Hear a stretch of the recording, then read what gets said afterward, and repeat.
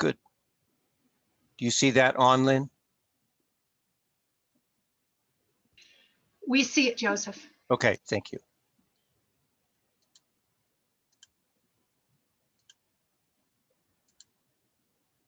As I said, my new book, Adjuvant Protocols for Healing, has been out since August, available since August. And thank you all for supporting me and passing this on to your other colleagues. There's still a lot of practitioners around the country that aren't even aware that I have written a book. So spread the word if you would. Today, we're going to look at seasonal and food allergies. Now, this is the time of the year that I recommend that if you have seasonal allergies in particular, you want to start preparing. You want to change the lifestyle, get into gear for handling this. And that's what I'm going to review today. And there's specific things that needs to be done. The approach needs to be specific. Many people just take Benadryl, which we'll review. They'll just take the drugs and continue on, but they have not looked at and repaired and provided retracing in the healing cycle of their body. So what happens if you just use something like Benadryl?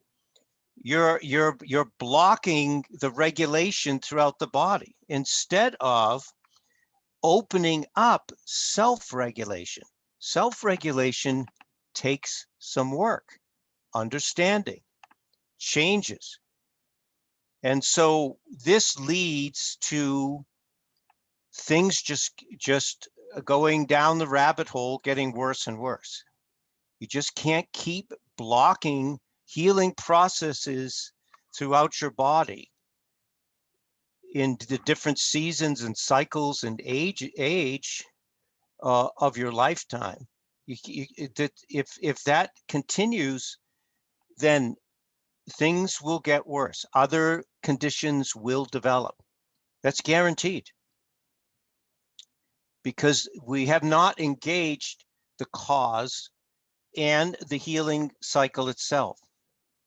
So, but let's look at allergies and what actually has happened. This is out of a newsletter that I wrote years ago, geez, over 10 years ago now. And you can see that the principles that I'm going to review with you today, as now, are still the same. The pH of the body has to be right. We have to help the body desensitize the cells that are kicking out histamine. That's the number 2. And to help the body to denature proteins. There's your 3 principles that must be undertaken. So, but let's get into it in more detail here. As industrialized countries of the world have entered the 21st century, health compromises are increasing at an alarming rate. One dominant factor affecting the people of these nations, especially the United States, is the overexposure to more chemicals, pollutants, and environmental toxins that can possibly be managed, that can be possibly be managed without nutrition. That should be cannot possibly be managed without nutritional intervention. The body's reaction to this barrage of imposing elements is known as allergic response. Approximately, get this number. Now, I wrote this years ago. Approximately 50 million Americans suffer from various types of allergies. Wow. Now, I wrote this 10 years ago at the beginning of the 21st century. Here's Dr. Lee in 1963. I was 11 years old. Probably the biggest thing to show above the horizon, and this man no doubt, was a visionary. Above the horizon, just now, in the biological field, is the discovery that all biological growth, mammalian at least, is controlled from conception to death by the physiological influence of allergens. Now, there's a statement. We could spend an hour just on this statement, what has happened in the as the industrial revolution has taken place, really since World War I, between World War I and World War II could be argued, but here it is. And of course, we know that some of the factors are, we know that there's always the genetic piece. And you may not have known where these genetic crossovers come from. But hay fever, asthma, eczema, just think how many people have skin conditions that come into your office. Are allergies that have a genetic basis, hereditary basis. Tendency for allergies passed on to the children. One parent, there's a 30 to 50% chance with two parents that have these. Again, they have never been addressed properly. They've never been really worked with in lifestyle with nutrition, which we'll get to in a second. Two parents, 50 to 70% gets passed on. And you impose factors from conception to 1 year, which may weaken defense mechanisms, especially the immune alliance, it should be. There's a couple words I need to update in here for sure. The mother's health, poor diet, stressful lifestyle, alcohol, caffeine. You can read all of this through. I'm not going to read it to you. And why? You know, in the 60s, mothers were discouraged from breastfeeding. Of course, that has changed. But all of us baby boomers, including myself, it was discouraged. My mother's doctor said, don't breastfeed him. And she said, sorry, I need to do that. Probably saved my life as things have gone on with my immune system over the years. And then, of course, all of these exposures, you know, and there's still homes today that have lead paint and lead pipes. You know, people all of you in the larger cities, still going on. Medications, the amount of medications people take. So, and of course the vaccines as well, amalgam fillings. Here is Dr. Lee again in 1963. The various degenerative diseases thought to be due to antibody excess are all those in which no reasonable etiological cause has otherwise been found.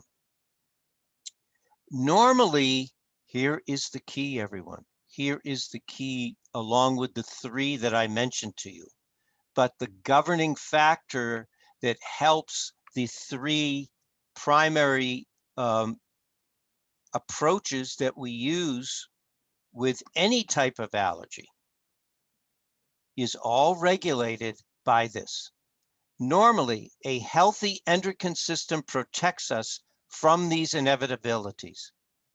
But as Sir Robert McGarrison demonstrated in 1918, the first effect of refined foods is to destroy the function of our endocrine glands, with the thymus, adrenal, and pituitary among the first to be damaged. Now, you have a quote in my book, a few parts of a lecture that he gave in my book where he addresses, Dr. McGarrison addresses this. And so we know that there are seasonal allergies. We know there are food allergies, and that we know that there are environmental allergies. And so again, you can read through this yourself. But here is another great quote from Dr. Lee. Pressman reported in 1951 the existence of anti-lung and anti-kidney antibody, that they were immunologically similar and could be a cause of a glomerular nephritis. So what is that? Well, that is a breakdown of the kidneys. That is inflammation.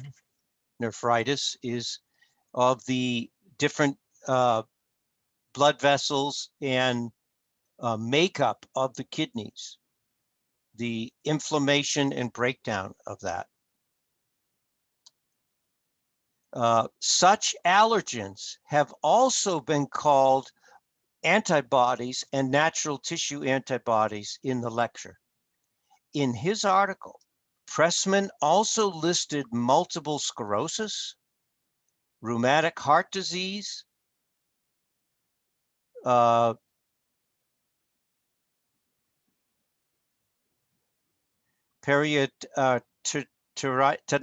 nodosa, and lupus erythematosus as said to be in this category. And basically what he's saying here is all of these influences from the outer world, because of a lack of good endocrine function, have broken down. And this was my original point. If we just take Benadryl, we just take over-the-counter stuff, let me just get rid of the symptoms, other things down the road begin to break down. We start going down into that rabbit hole. In pernicious anemia too, antibodies to red cell proteins. See, they knew this principle of the ability or inability of the body to break down proteins. They knew it back then. They've known it for centuries, but maybe not that long. But proteins are known to exist. Atherosclerosis too is now suspected to be in this category of antibody-induced disease. So now let's get into the nuts and bolts of this, break this all down. And as always in my book, you will see that I list several products beyond, 3 or 4. But remember, I always put them in order of importance. So you could say, Joe, I've got them on 6 things. All right, that's okay. Hear the lecture today. You decide from these 3 or 4. But when you enter a cycle each year of allergies, and I always start, as I say, I start right at the first day of spring. How do you know? Well, here in Colorado, we just had 26 inches of snow. Has spring started? Yes, but the robins are back. That's how I know. Or the sap starts running in the trees. So our awareness of nature, of what's going on in the natural world, tells us when we need to engage with ourselves, our families, or our clients. We need to emphasize certain nutrition, certain food, certain lifestyle changes for that cycle in our lives. We can't ignore nature. Nature tells us.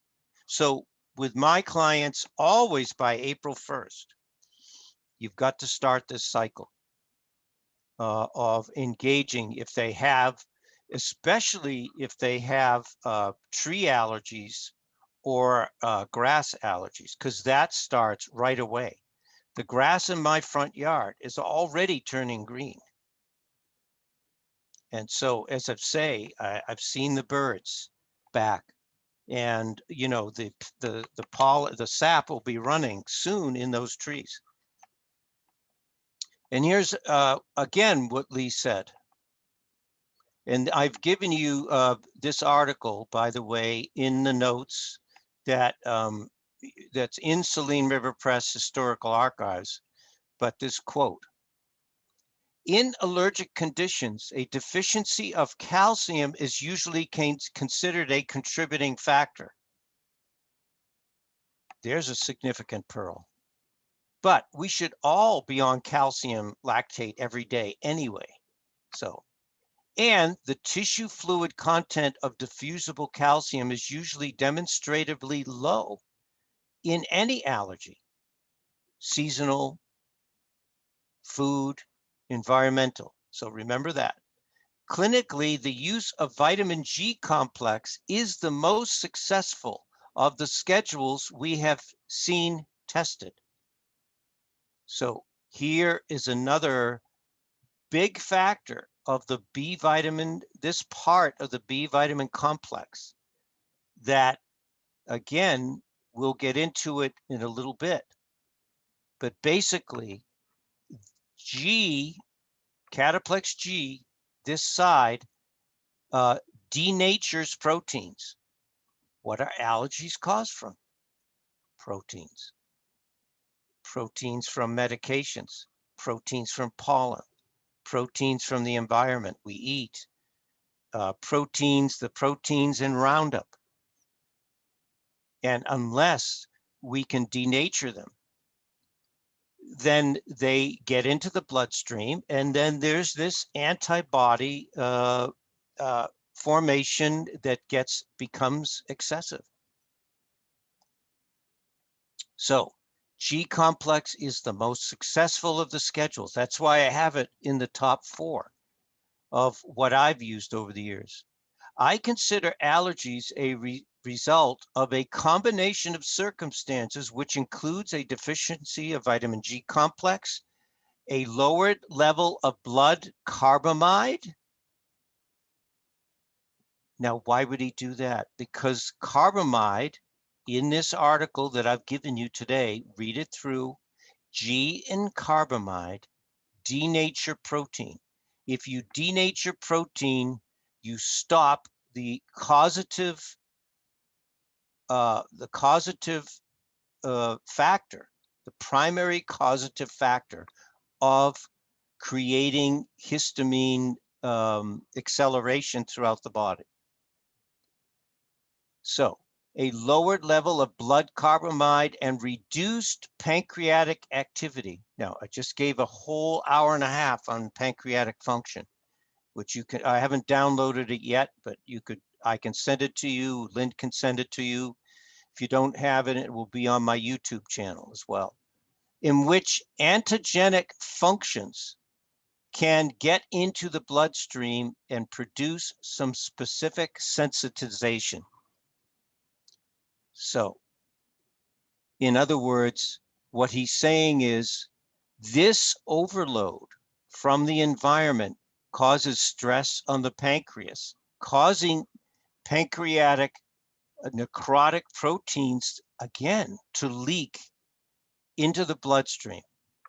This creates this can create a histamine reaction. It can create an allergic reaction and the formation of antibodies. And after a while, as I read earlier, there is such an overload of all of these enzymes triggering these antibodies that the body, it just becomes overwhelmed. We don't have the simple life that we had decades ago. We just don't have it. So let's go through these products a little bit here, Antranex being the first. So Antranex is, as you can see, has a substance that was discovered and used back in as early as the 1920s, Yacraton, a liver beef extract. So if you look on the label now and you see that it has it says beef liver extract, you know that it is this substance. And And it is, always has been, a natural antihistamine. But look what else he writes in this very old, one of his original books, which I love, the Products Bulletin, again, Saline River Press, best $35 you'll ever spend. He gives you these little clinical pearls. A liver extract that is opposed in its biological significance to thyroxine. In other words, instead of opposed, that's what the term he used. In other words, they balance each other. They balance each other. And here is that part of that B complex. So that, oh no, I'm sorry. A thyroxine, I'm sorry, that's tied in with the thyroid, excuse me for that. Um, so,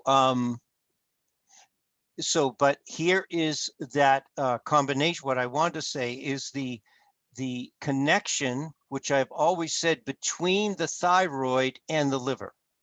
So again, you see the endocrine piece of this. If the endocrine system is breaking down, then its cooperation throughout the body, then you do not have the working, the connection between the thyroid and the liver for metabolic, balanced metabolic function. So, and as I've taught all of you in the heart sound recording lectures, and for experimental use in hypertension. And in my book, I didn't put it in these notes, but in my book, there's an Antranex test where you can test people to see if Antranex can be used for lowering your blood pressure, allergic states, and a natural antihistamine. So now his dosing was low, and only to protect him, and still standard process on their labels is all their dosing is very low. But with Antranex, you're going to need to use at least 3 times a day. Let's see what I said in my, oops, sorry. I always do that here. Okay. Sorry about that. Let's see what I did in my book here. What did I do for dosing here? Yes. So I use, in the acute phase, I use quite a bit of Antranex, 3 times a day. Now, you don't have to stay on that, but at least for the first couple weeks, if you get a real allergic reaction of any kind, or hypertension, by the way, would be this dose too. It would have to be this high if Antranex works. But if you use that test and you show positive, how do you know if Antranex works? Because within this hour test, it will drop blood pressure 10 to 30 milliliters. Now, it doesn't take away from other things you're using. So, you know, you want, this is an addition to, and especially those with hypertension that you're not getting results with. So let's just read a little bit about Antranex. Antranex may be generally described as the liver detoxification hormone. Insofar, so what does that mean? In other words, this substance, what do hormones do? They communicate, they engage, they communicate that there needs to be engagement. In what? In whatever.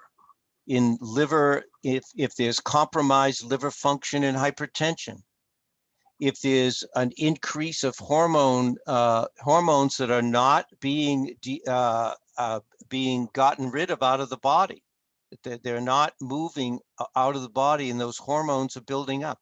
Anything that is not, has to do with the liver, which is 600 to 800 different functions, and the body is not responding, always think of this product, even to use it a little bit. You know, when I was traveling all the time, you knew in my bag there was a bottle of Antranex. Believe me, I would never go into a hotel. And I'm not some, neurotic person that, has, hypersensitivity disorders. I just do it out of respect for my body. And that these are foods and an environment that my body has never seen. In many of the places that I traveled to over the years, I, you know, my body had never been been exposed to those environmental factors.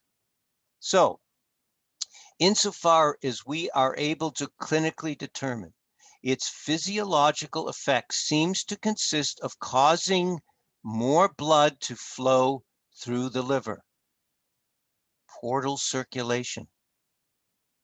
What other conditions affect portal circulation?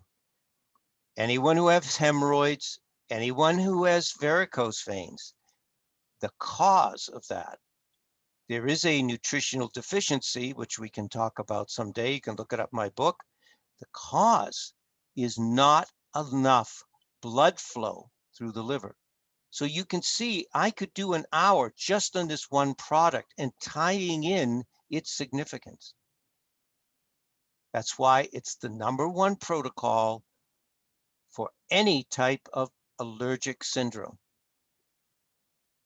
A hyperemia of physiological importance, yes.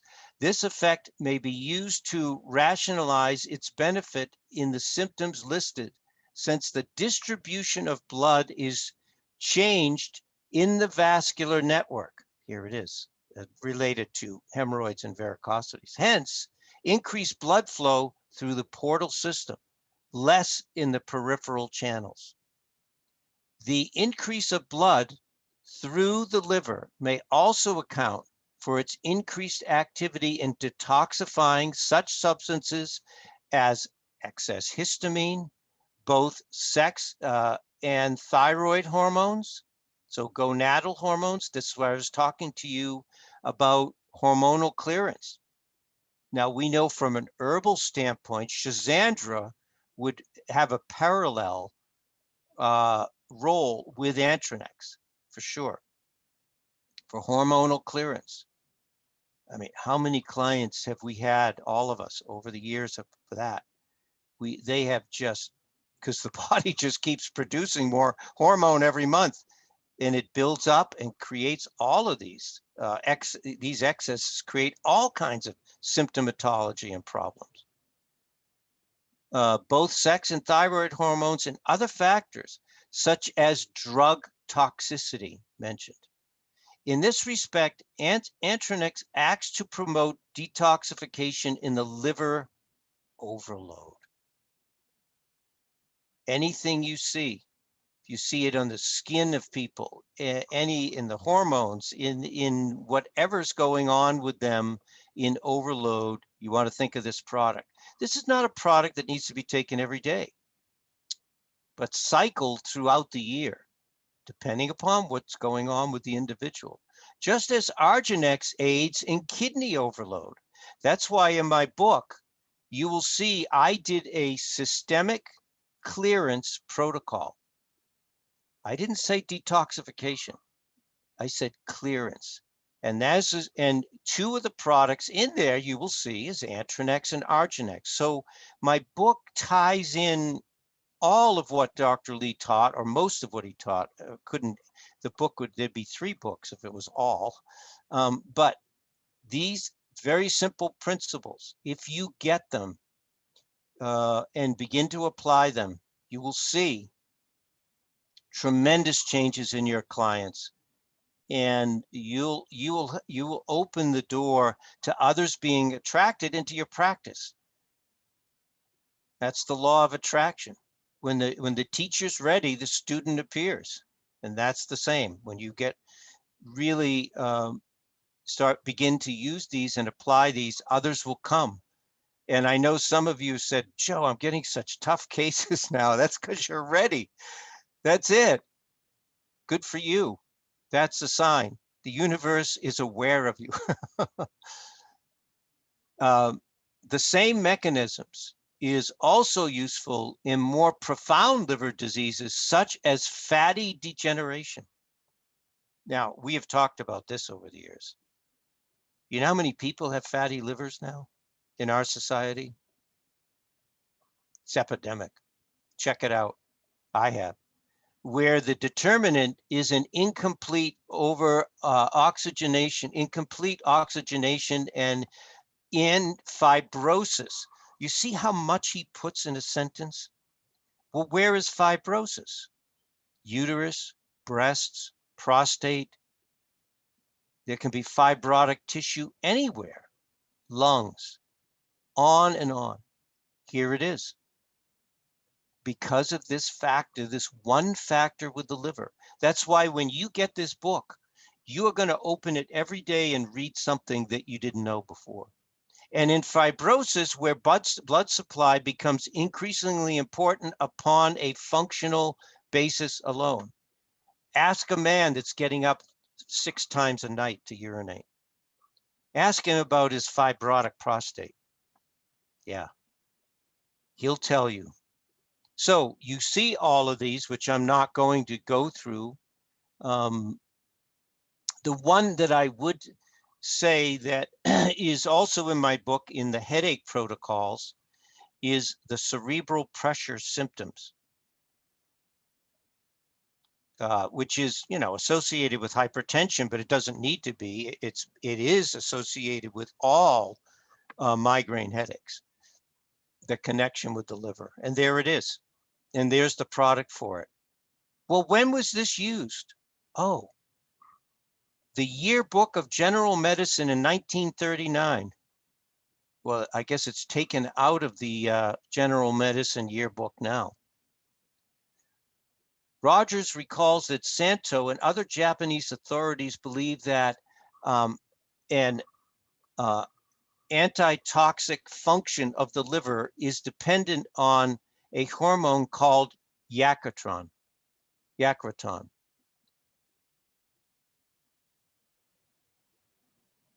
Antitoxic function. This hormone, soluble in alcohol and either insoluble in water, is administered. All that means, everyone, is that it's fat soluble too. Fat soluble and alcohol soluble is synonymous. It's not just water soluble. Is administered subcutaneously or rectally in the form of a suspension or an emulsion. So they were putting this like an enema up into the rectum, but you can take it internally too. Its chemical formula is unknown, and it has not been produced in pure form. It is stable when kept cold and protected against light. Rabbits poised by, I'm not going to go through all that. All right. Detoxifying factor of this hormone affects a number of substances, as for instance, phosphorus, chloroform. Who the hell wants to take chloroform? And salvarsan. All of these chemicals, because they were giving in those days these chemicals to people, and they wanted to flush them out of the system quicker, and that's why it ties in. This article ties in with it. It regulates sugar and salt metabolism and the alkaline reactions of the blood. You see how that even Antranex will change this pH factor, which we're going to look at now. So read this through about what they were saying about this. And here's what Dr. Lee said. Dr. Lee bought this formula from Harrower Labs. Henry Harrower was a very famous endocrinologist, and I quote from a lot of his book in my lectures. Not today. I just had so much I wanted to share with you. I just can't fit it all in. In fact, I'm becoming convinced, and here's the next pearl, everyone. I'm becoming convinced that all, he did not say some, all allergy is merely a form of, is only serious if a patient only complains of allergies because he's hyperalkaline. Keep drinking that alkaline water, everyone. Not all of you. I'm preaching to the choir here, I know. If he wasn't alkaline, his allergies wouldn't amount to anything. If you can prove that with a hay fever patient, if you normalize their saliva according to hydrin test paper and get it down to 7, 7 is the neutral. So the paper I'll show you in a second goes from 5 to 8. 7 is the middle, is normal, balanced. 7, by supplying the mineral acidifiers. By the way, we put them up in a tablet known as CalAmmo, which is equal parts of ammonium, calcium, and betaine hydrochloride. So originally he just had these two in, and then later on he added in the betaine hydrochloride. It's a nutritional acidifier. As soon as you get that saliva normal down to 7, you'll find that the antihistamines will completely and perfectly control the hay fever. The antihistamines, most of them in the drugstores that are sold for cold remedies, are synthetic. So then he talks a little bit about Antranex, which we've already discussed. So here is the Hydrin paper, and this brand comes out of Micro Essential Labs. Now, you know, as I say, next year I'll be doing this 50 years. I have always used this company. This is an old company out of Brooklyn, New York. And here it is. I said 5 to 8, excuse me, is 5.5 to 8. So 7, there's your neutral. There's how you should be. Now, it's okay to be even 6.4 up to 7.2, which you'll see Lee will talk about. But this is really the sweet spot where you want to be. For your saliva, where do you want to be for your urine if you're testing your urine? Your urine will indicate, you know, how the pH of your bowels. You know, the salivary pH is going to indicate more the rest of the tissues of your body and your blood. So just so that's how I look at that. But your urine should be about 6.2. So, and again, this is in my book. You have all of this if you have my book, and you have it now in the notes. Look at the human body. Is it very alkaline? No, there's only really 3 places where the body tends to be alkaline. Otherwise, the saliva, the stomach, the small and large intestine, the skin, the vaginal tract, the urine, the prostate, the semen, cerebrals. You know, I could spend an hour on this. Women don't understand why they can't conceive, because the semen of the man is too alkaline.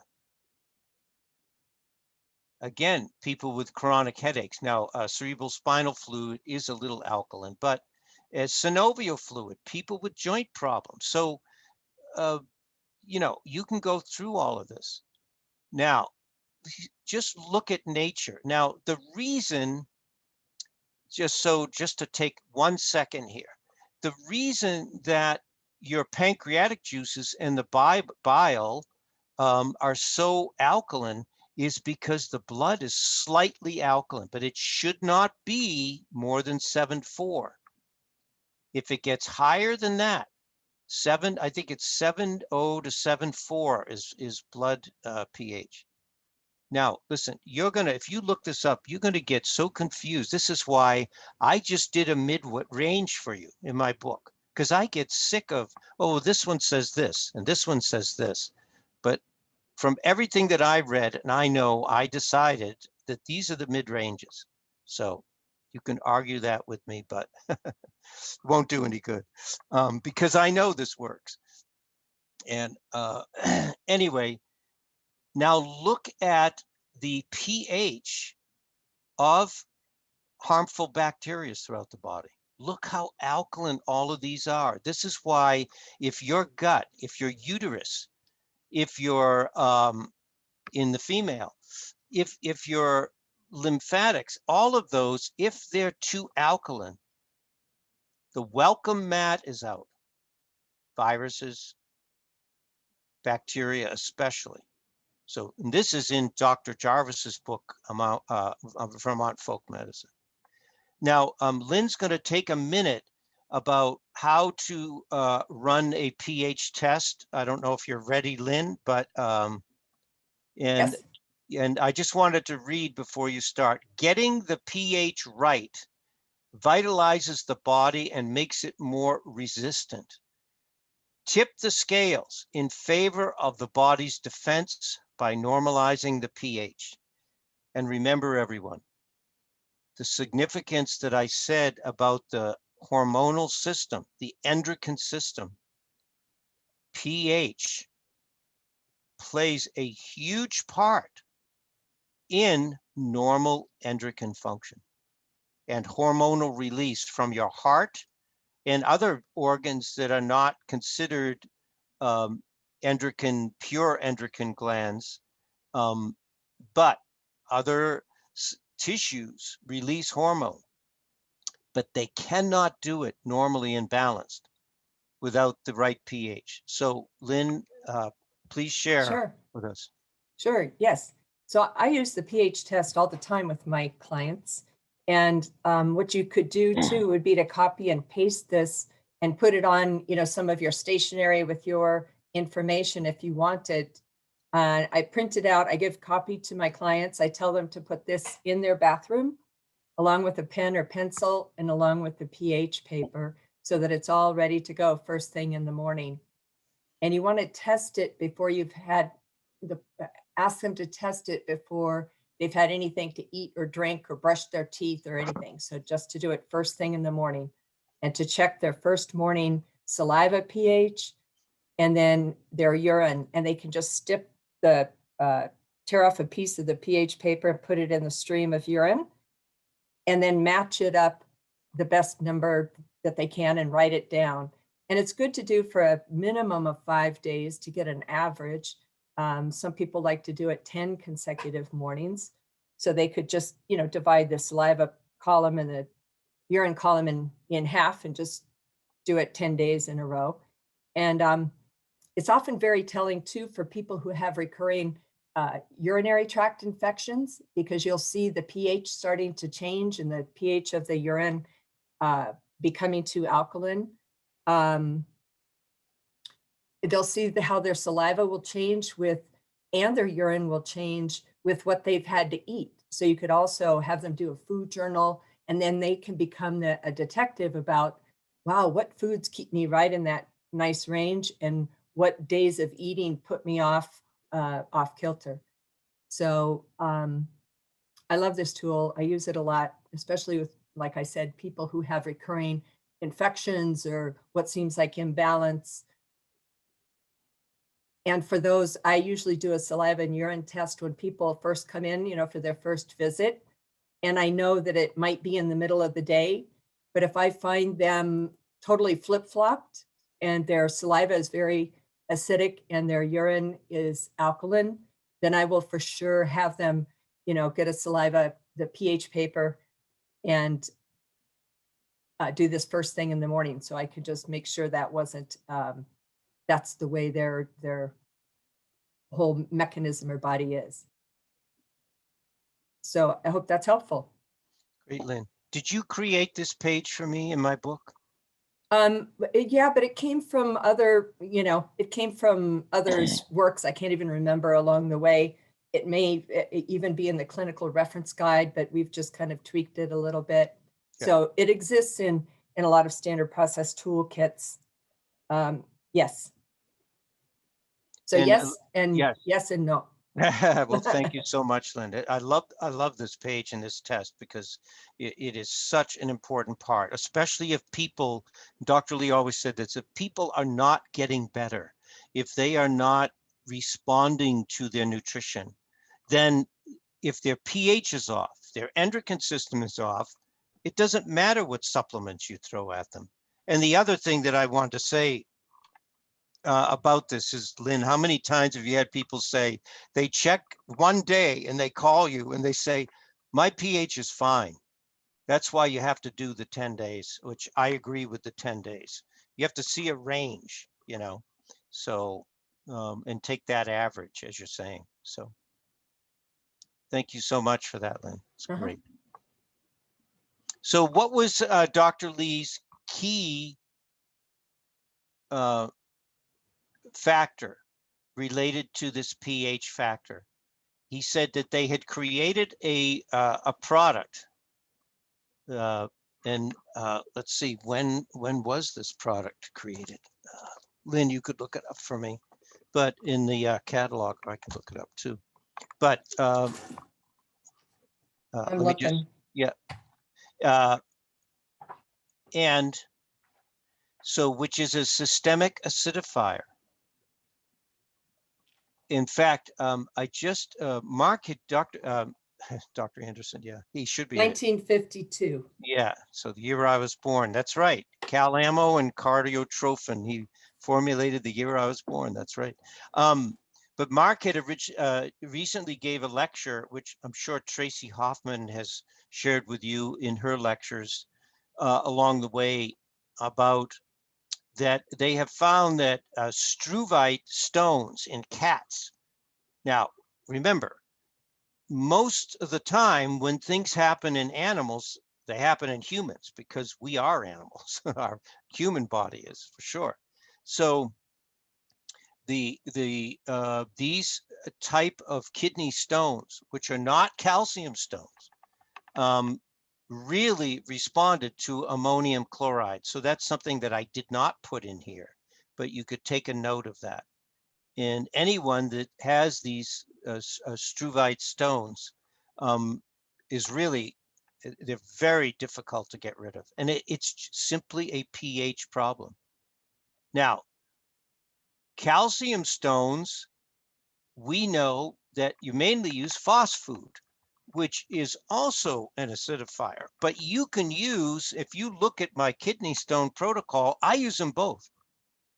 I use phosphate and calamo.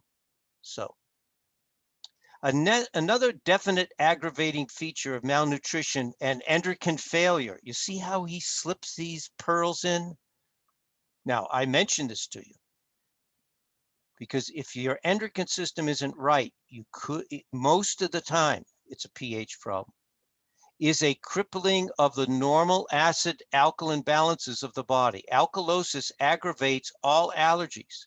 A blood pH of 7.3 to 7.4. See, I was generous and I said blood pH is 7.0 to 7.4, but here it is. And it's that defined with him.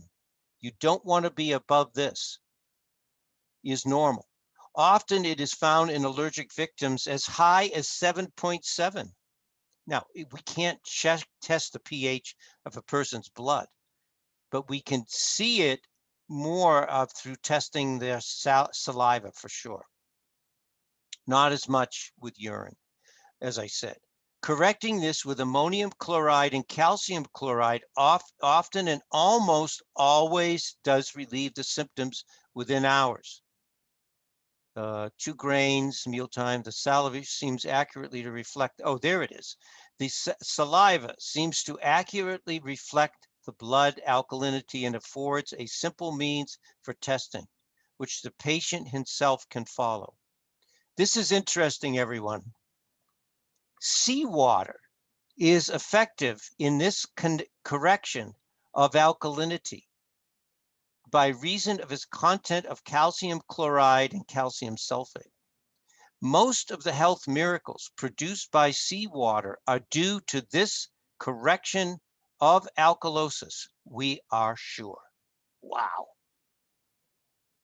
So I don't advise you to say to your clients, go drink some seawater. But at one point, they were doing that. Now, you don't need to because you've got this product. So, and then, of course, from the products bulletin, you can see how many different symptomatologies are related to this. So Now, as I said in the very beginning, people with allergies, they just say, oh, okay, we'll just use Benadryl.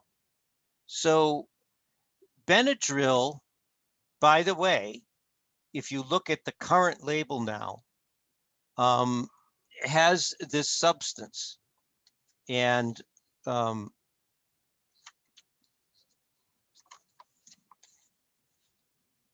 it's diphenhydramine. This diphenhydramine, if you look it up, it is an antihistamine. But what they don't tell you, which I looked up further, is the symptoms it causes. None of these supplements I'm giving to you, Antranex, Cal-Ammo, and the herbs I'm going to teach you about this, the herb, have any side effects. This causes dry mouth, nose and throat, drowsiness, dizziness, nausea, vomiting, loss of appetite, constipation, increased chest congestion. This is actually going to dry everything up from your neck up, but your neck down, it's going to congest. And that's why this substance is, as I said in the beginning, this substance is blocking the regulation.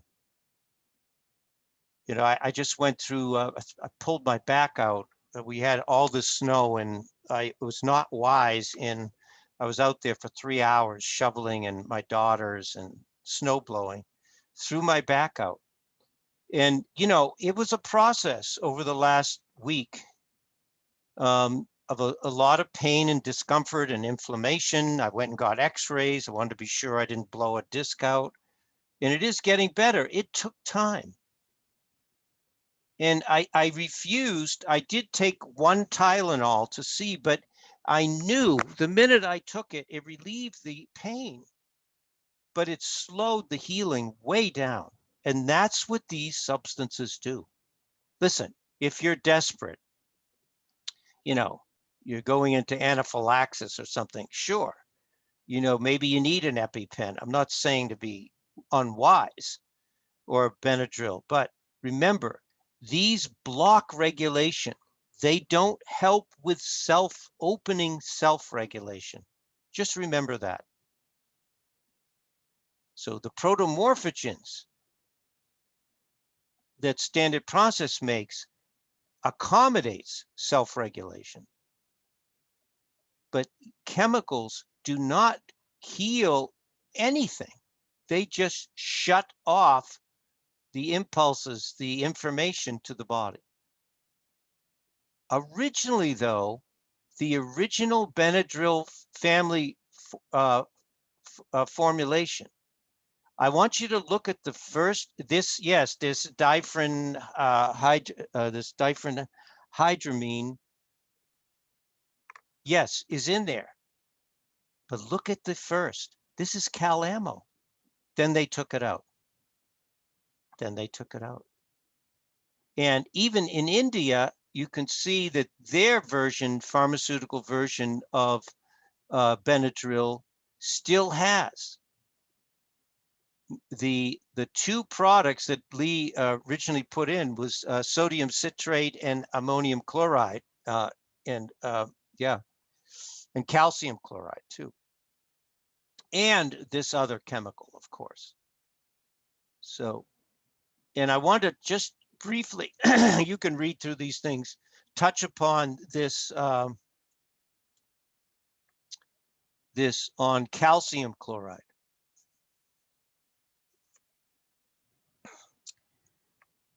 The treatment of hay fever with calcium salt. And here is where he talks about drinking seawater. The reports of Emerkert and Lowe of the very favorable results secured by then from the prolonged administration of calcium chloride in the treatment of hay fever induced me to make some trial of this drug during the season of 1915. The employment of calcium salts in hay fever would be on a much better basis if we were able to rationalize it. So they were using this for all kinds of seasonal allergies and with great results. But that's gone by the wayside. So those are basically the Antranex and the Calamo. Those vary too in the factor of pH in allergies. From an herbal standpoint, when I first started using MediHerb in 2000, became an herbalist certified, I was so impressed with this herb related to allergies and inflammation and just that gloppiness that people have, that chronic dripping, coughing. And this was a principle that I was very happy to find and wanted to pass it on. Now MediHerb has Albizia as a liquid. You could use that, or Albizia complex that has a couple other herbs in it, but mainly you want the Albizia. Despite its long use in Ayurvedic medicine for respiratory conditions, asthma, skin complaints, and eczema, Albizia has been well studied in clinical trials. Still, there is evidence to suggest it is very useful medicine, particularly for allergic conditions. The human and laboratory tests have shown Albizia has the capacity to heal allergies by its effect on mast cells. So where are the mast cells? Now, as I lecture, I always encourage you to look things up. The mast cells primarily are throughout the body in the mucous membranes, the sinuses, the lungs, the intestinal tract. Think of the range where you have these mucous membranes containing these mast cells. Okay. Mast cells are immune cells that play a role in defense against infection and also in allergic response. Mast cells are present in most places in the body, but typically they are surrounding blood vessels and nerves. Oh, I didn't know that. So I'll let you read this through. But I did want to read this. When the mast cell binds to a foreign substance, it will degranulate, meaning it will release these chemicals, histamines, also into the surrounding tissue in the case of allergy. It involves an antibody. This is what Lee talked about. We looked at this in the very beginning, the overproduction of antibodies, mistakenly presenting a substance to a mast cell, which then degranulates, releasing its histamines into the surrounding tissues of the bloodstream. Do you know what a cold is? When you first get a cold, that's a histamine release. It's a big histamine dump, because what they're saying right here, because if a foreign substance, virus, bacteria, begins to touch another substance, then those mast cells go crazy. They overdo releasing histamine. It's a very simple principle. This triggers a dilation of surface blood vessels. I'm not going to get into it. Here's the money line here for me to teach you. Albizia works by stabilizing mast cells and stopping the release of histamine through degranulation. If you remember nothing from today, remember this. Albizia, the blessing of this plant substance for human beings, is to desensitize mast cells and stop the overproduction of histamines. And the outcome of the histamine So you can read this through. And, you know, as always, there's a lack of trials, blah, blah, blah. Everyone, this works.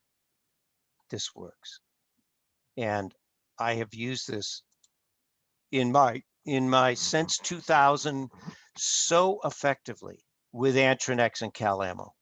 I cannot tell you. And I know that you you have other products from Standard Process like Allerplex, which is fine, but you have to bring in the big guns now. This is the time. Now, we already talked about G and carbamide, so I'm not going to get into this with G and carbamide. These you can read, other things that they do. Just remember that they desensitize proteins. Remember that the only thing we're allergic to is a protein entering the blood that should not be there. The lack of breakdown of proteins in environment and in food.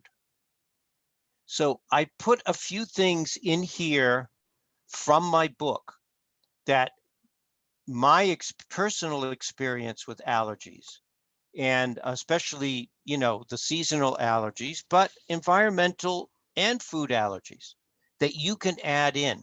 And the two key ones here are apple cider vinegar. There's more acidification. Read Jarvis's book and how he worked with allergic reactions throughout his career as a doctor that used to go to people's homes when they were sick and ill. And Dr. Lee said, for anything, but especially this time of the year, if you start drinking barley water every day, has hardly any flavor to it at all. The only imposition is you got to make it, which is so easy to make. You know, a quart of spring water to a cup of organic barley, soak it overnight. You could throw the barley away or you could eat it. Drink the water.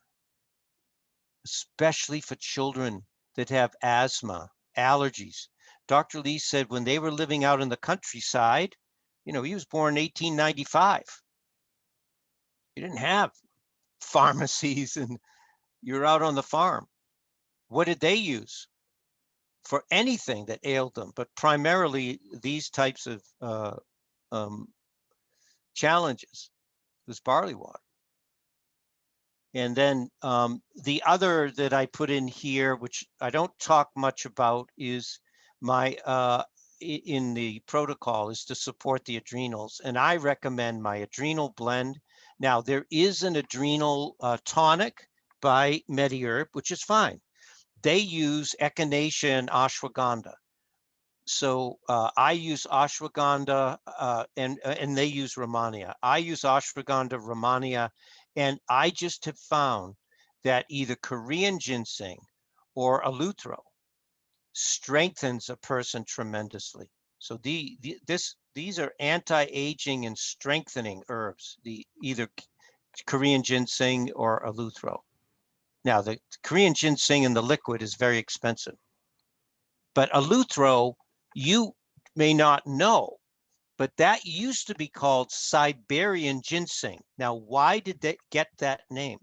They did the original studies with this on truck drivers in Russia. So it's a funny story. Some of the stories, how they figured some of these herbs out, are very funny and interesting.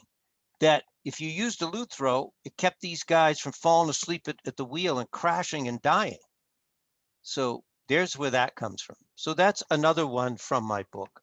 And then, of course, the lifestyle change that needs to be made right now is you got to shut down all the sugar, the heavy carbs, get more into shakes. So I gave you my my shake here, morning shake and then Joseph's shake. So, okay. And then, of course, people that suffer with sinus, with hay fever, that are just miserable. When I had my hay fever, years, I don't have it anymore because I've done this, and it eventually goes away. Doesn't get worse. If you're using, the Benadryl and not changing your life, it gets worse and leads into other things. If you take the natural approach, it eventually gets less and less and less and goes away. So, but these are herbal rinses you can use. These are oil inhalers you can use. You can gargle.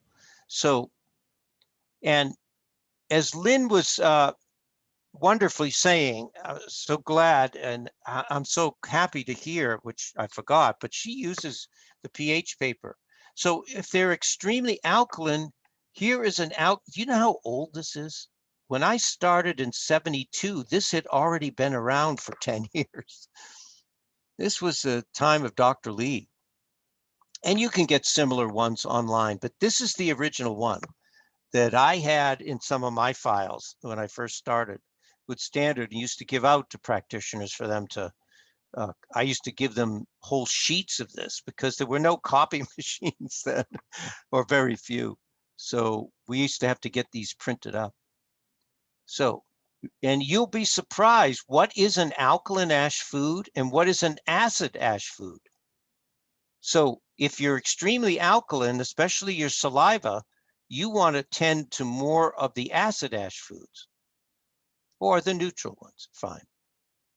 And then, of course, there's different diets that I recommend for anyone entering this time, especially the paleo and the GAPS diet, because this really takes the load off the system, gets you away from the sugar. And of course, what in the end, in my experience, and anyone that I've tried this with, of my clients that have really taken this to heart, is the beehive wax caps or propolis protocol. We're not sure. We did put this in here because you have a whole range of clinicians reading this. We're not sure if it is the propolis. This principle works basically uh, based on Ayurvedic principles, and so where you are actually, whatever the substance is left after the honey has been extracted, it's actually a very bitter substance. It's some have described it as a homeopathic effect. If you follow this, and this is the time of the year you would get on this. So you're going to have to read it through. You're going to have to find a beekeeper within at least no more than 2 miles from your home and follow this. I would say that this is the reason that I no longer have seasonal allergies. So even though this time of the year, as you can tell, I start to get congestion, but the use of this is a key player. This is an old time remedy. And I meant to put the photo of the old farmer who taught me this, which maybe I'll find it and add it in later. And then the final piece, of course, of your seasonal allergies is that pancreas, pituitary. Remember what the degeneration of these particular endocrine glands begin to shut down the ability to self-regulate. More adrenal support and more thyroid support. Remember that if you have a chronic allergic problem of any kind, you know that your your metabolism is slowing down. Your metabolic rate is not balanced, and there's your thyroid. So, and this would be the one for the male, and then the one for the female. Now, these are the three, but I recommend using for allergies this first one. That's why I put it in first. Now, as I said, the main reason for any allergy has to do with proteins entering the blood that are not that should not be there, creating creating where the body is creating antibodies and trying to get rid of these. These proteins have not been properly broken down. So you can, again, I put in a lot of notes because I wanted to give you everything with food allergies, just to briefly mention the, some of the primary foods that cause these, and things in the environment that cause these. But just remember, it is the inability of the body to desensitize, to degrade these proteins and break them down first. And that's why they should be broken down right in the digestive system first. So here are two quotes that I've already read to you. And the main product for the breakdown of these proteins in digestion before they ever enter the bloodstream. And you could say, well, Joe, this is for food. No, this is for any protein that is in the digestive tract, to break it down. Because these proteins, if they break down properly, these proteins from pollen or medications or and especially in food, they have to break down into amino acids or be discarded. And this is where Zypan is so critical. And you can see that, remember we reviewed Calamo? Look at what's in Zypan. Okay, we know that it has lipase, amylase, protease. There's your pancreatin. Has pepsin, right? Which helps break down the collagen in meat, the collagen that holds a steak or a chicken together, but mainly steak.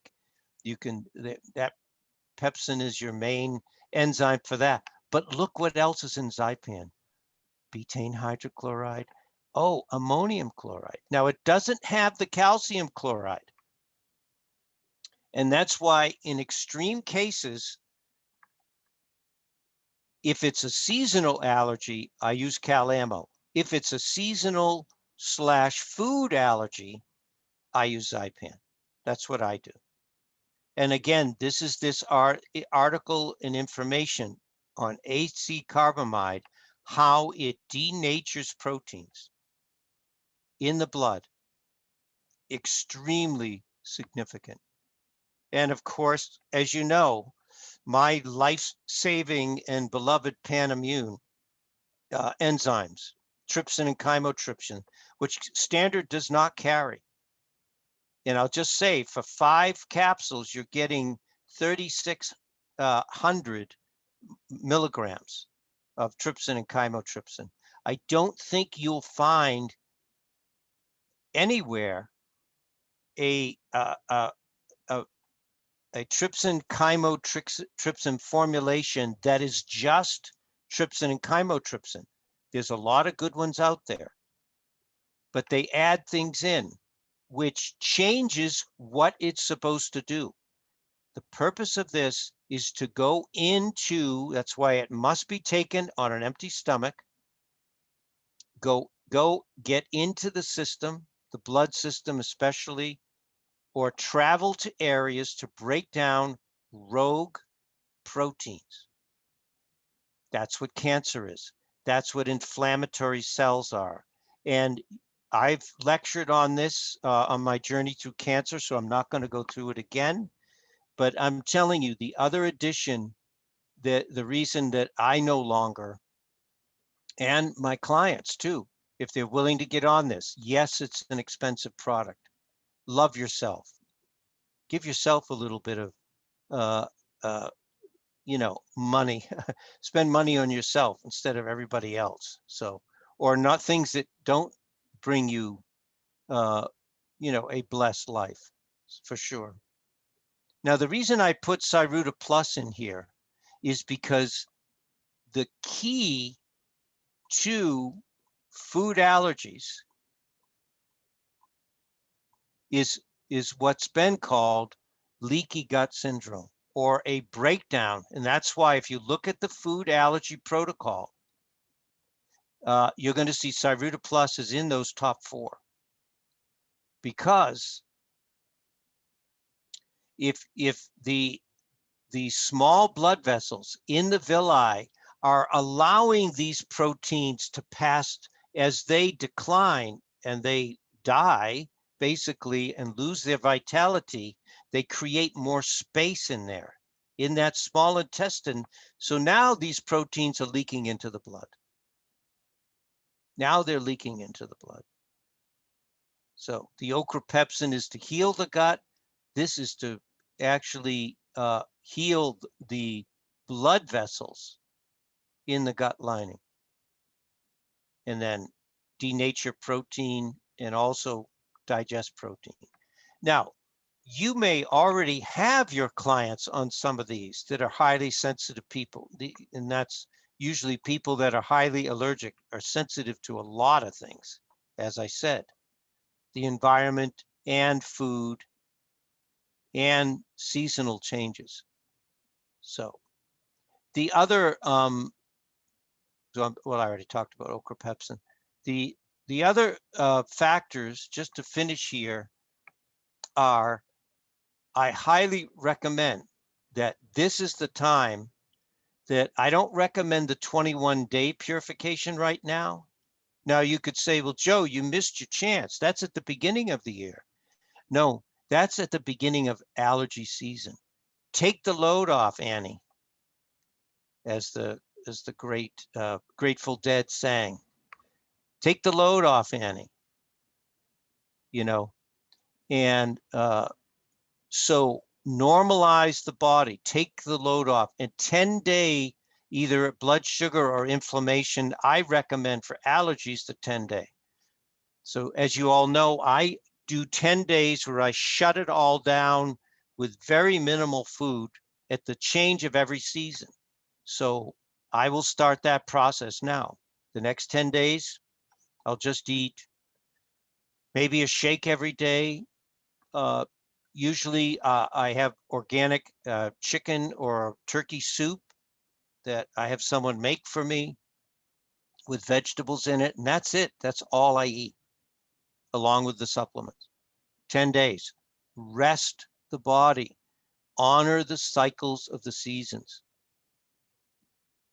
And if you prepare properly, then of course you will get that result. And of course, it's really important. And there's lactic acid yeast and there's lactans. So again, if you provide, one of the big things with any allergic syndrome is to make sure that gut is right. You must acidify the gut. Probiotics on their own, lactans does not acidify the gut. Only using fermented foods or fermented supplements, substances, do you acidify the gut. An alkaline gut is huge in any allergy syndrome. A lot of other things too that we've talked about.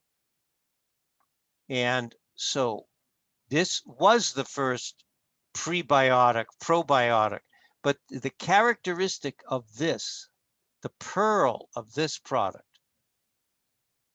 is that it not only does it feed the indigenous bacteria, this is going to bring in other friendly guys to the small and large intestine. This is a great product. Capsule form, easy for children. But you can grind this up, make a powder. The children don't even know. It doesn't have much of a taste. But unless you feed the indigenous bacteria, that gut biome, and change, the pathogen is nothing. The terrain is everything. Louis Pasteur. And it is still true today. If you have an alkaline gut, you are going to continue not to be able to fully handle allergy syndromes: environmental, food, seasonal. So great, an hour and 20 minutes. Great, we did it. So great to be with you all. And now if you want, I'll open it up to questions. You can ask me any question, but I would prefer that you stick to this because this is the time of the year people are going to be coming in. So, Hi, Joseph. hi. Yeah, this is Jay Zhang from Oregon. I got a question about the Entronex. You know, I have a patient that have a pretty low blood pressure, like a 90 or Mhm. sometimes a 58 Right. to Mhm. 60. Can they use this Entronex? Yes, and I'm glad you brought that up. I had a note to mention that, and then of course, in the evolution of a talk, you forget things. Yes, so the answer is yes, you can give her Antronex, but you're going to have to lower the dose. So the thing about Antronex is it will not work in an alkaline medium. So if you're going to use Antronex, you got to use apple cider vinegar, Zypan, or Calamo. That's the number one. The second is if they already tend to low blood pressure, then you want to support their adrenals. I would recommend, and their blood sugar. And that would be the Paraplex that we talked about. Okay. And I would also add, instead of Cataplex G that we talked about, I would give them the Cataplex B core.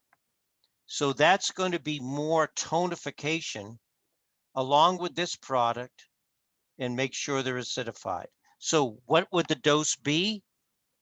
So in Antronex, if you're giving three times a day, if it's really severe, then you can drop it back. You would give maybe 3 times a day and have them monitor their blood pressure. Simple as that. But remember, Antronex is crucial to get the results. Because you have to open up that liver and let it help work with the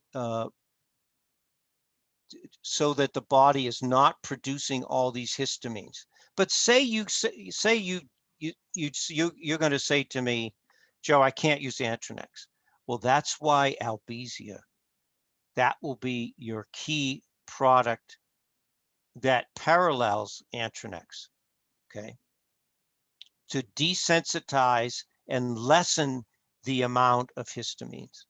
So I bet your client gets knocked out with Benadryl. I bet with their blood pressure, they can't even take Benadryl because you talk about something that'll put you to sleep at night. Some people use that as a sleep remedy because it shuts off acetylcholine in the brain. Did you know that Benadryl, that's why it helps you to sleep? It shuts off the natural factors in the upper brain affecting the pineal and hypothalamus. So those natural chemicals that the brain makes to stimulate that drug, that chemical, the diphenhydramine, shuts off acetylcholine, and it could be very detrimental to someone with already low blood pressure, by the way. So, okay, does that answer your question? Thank you very much. Yeah, Yeah. my patient very low blood pressure. I think that her nervous system maybe have problem because her pulse is still high, anxiety, you know. So she has a high pulse and low blood pressure. Yeah. Yeah, that is a loss of vascular tone.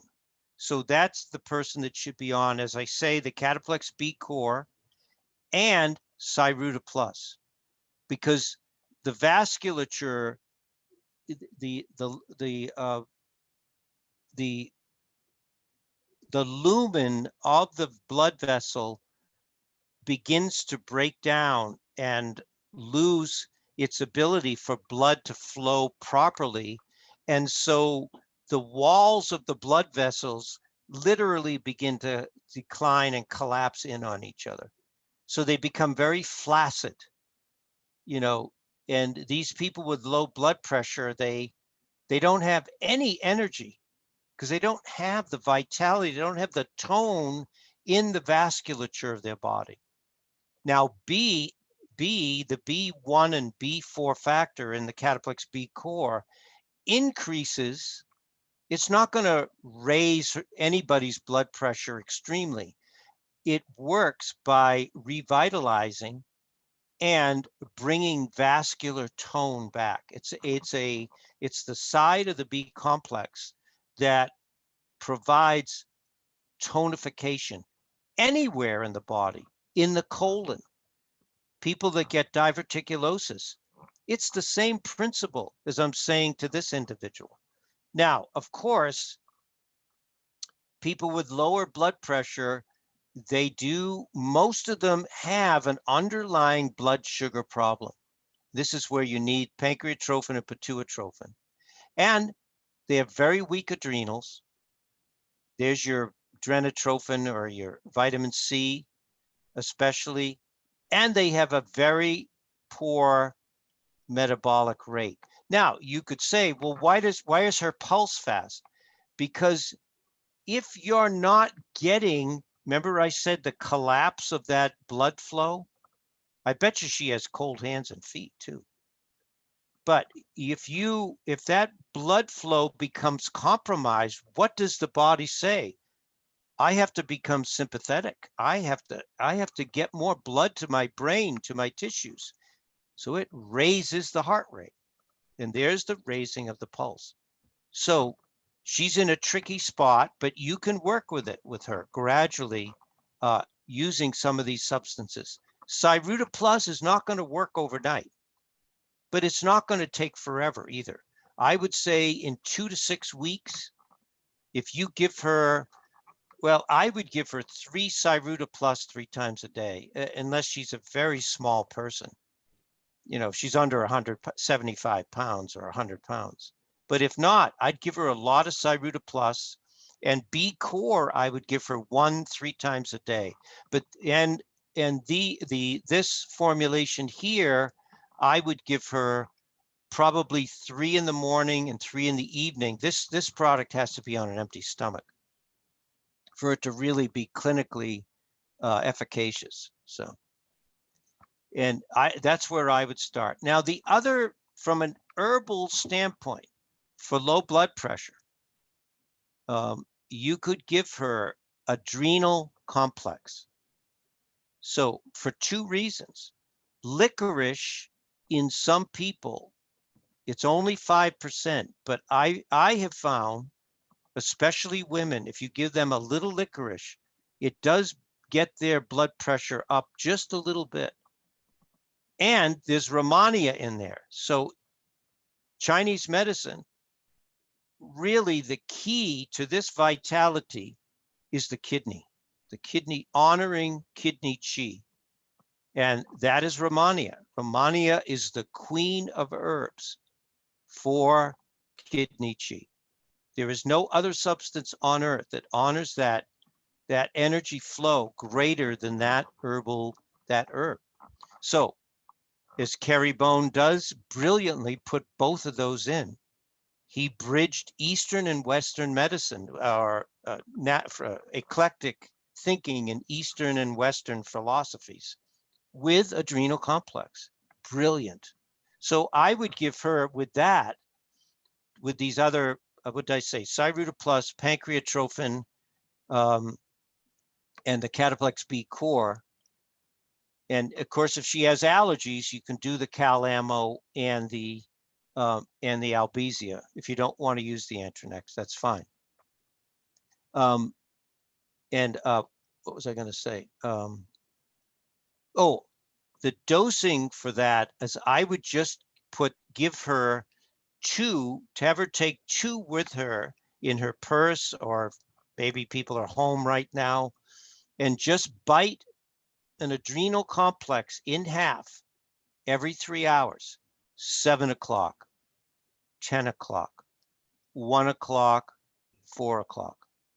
Then you'll see that you're giving her just a little bit of those supportive herbs with their frequencies, with their gift to the world, just very small amounts every 3 hours. So you're not giving her like one in the morning and one at night. You're just putting it in as this constant impulse of a frequency all day long, all day long. These are the people that need to eat every, even 5 small amounts 5 times a day. These are people that need to rest in the middle of the day, people with low blood pressure. And they can't stress themselves out. They can't do it anyway. They're too weak. They have no vitality in their blood vessels. They have no tone. So anyway, I gave you a little lecture on low blood pressure. Now, so there you have it. All right. Thank you very much. You- I you will- really appreciate that. Give me Okay. big picture, address lots of problems. Yep. Thank you. Joseph? Yes. Yeah, hi, it's Dr. Sue Massey. How are you? Good. Good. I have a 5-year-old, severe Asthma. I lost you combined there. under, I'm sorry? You're breaking up. Did you say severe asthma? Yeah, asthma and allergies. Yeah. A little 5-year-old. Yeah. And I tried the combination of the children's in your book under children's for allergies and or asthma. Mhm. So we're trying a couple of different things with some pneumotrophin, Antranex, a little adrenaline, Congoplex, and so forth. And we were trying different combinations and so forth. But when we finally I gave him a half a tablet of Albizia. That's what really did the trick to help him. That's right. So yeah, you just try everything. I mean, I have no idea. We just keep seeing Well, what's you have to keep applying, and you could say, well, it's a young child. Can you give them herbs? You better believe it. yeah. Can I give him a whole? I'm looking. It says a whole Albizia twice a day. Well, what I would do is, again, what I said with the adrenal complex. Just Okay. cut them in half, and just give it, a half for the first week. Give them a half 3 times a day, Whoop.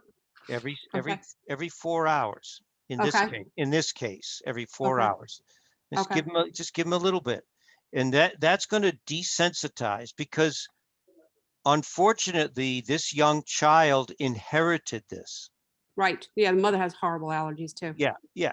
And so what was the thing that I read right in the very beginning, that it's passed on. Right. And Right. Yep. and I listen, I am not one to talk about genetics, but here Right. it is. Right. Yeah. I inherited from my mother. I had horrendous allergies my whole life. Now I don't, but I did my whole life with surgeries and all kinds of stuff and shots for 22 years and all that stuff. And I don't have it anymore. Now my kids have it also. Yeah, So, yeah. I learned a lot of what I teach about children as far as herbs from Angela Highwood. She is I mean, all these herbal teachers are great, Carrie Bone, but Angela, as far as motherhood and children, Right. she is the It's master. amazing. If you ever, she doesn't teach anymore, but I when I was a rep back east, I had her in, if I could get her twice a year, and I learned so much from her. But as I've said before, asthma and diabetes comes from the father, not from the mother. Oh, that's interesting. Yeah. It's the father's hereditary malnutrition, and the whole thing that as tissues break down during a lifetime, and that's all in that genetic makeup coming from the father, a lot of it. Yeah. Wow. That's why men, if someone's thinking about having I want to do a whole thing on preconception, conception, and all of that, children in the next few months. But if you want to really assure the man has to take responsibility for his health equal to the woman, but prior to. Angela Highwood doesn't even recommend trying to conceive until you've undergone specific changes in your lifestyle 3 to 6 months ahead of time. No drinking for the guys. So I could give you her lecture, but anyway, no alcohol, no caffeine. She's pretty, or very little. She's pretty specific for the men, you know. She's fantastic. I think I have that lecture from a long time ago. Oh, wow. Oh, yeah. I think we had, if you were around then in New York, but Yeah. Yep, I was. that would have been 2005. That was a long time ago. I was back in 95. So Wow, yeah, I've wow. been 25 years. So yeah, that's awesome. The problem I have is this little 5-year-old is giving a lot of pills, obviously, that it's hard for the mother. Well, Yeah. that's the other thing. I mean, I don't have time to go into it now, but what you can do is grind them all up. Don't even try to get him to swallow anything other than powder. That's what she does. Yeah. She has water and pestle and just grind, puts them in When a little powder. when you get children that are small, get them drinking shakes. They love it. And then put stuff in there that they enjoy. Strawberry yogurt is unless they're allergic to strawberries, of course, that's a problem. Yeah. But, and as far as the vinegar, you have to hide that, in salad dressings or whatever you're doing. Okay. So, I was going to ask you about that, how to do that also. well, unless you grew up under my mother's roof, we had to drink our vinegar honey water.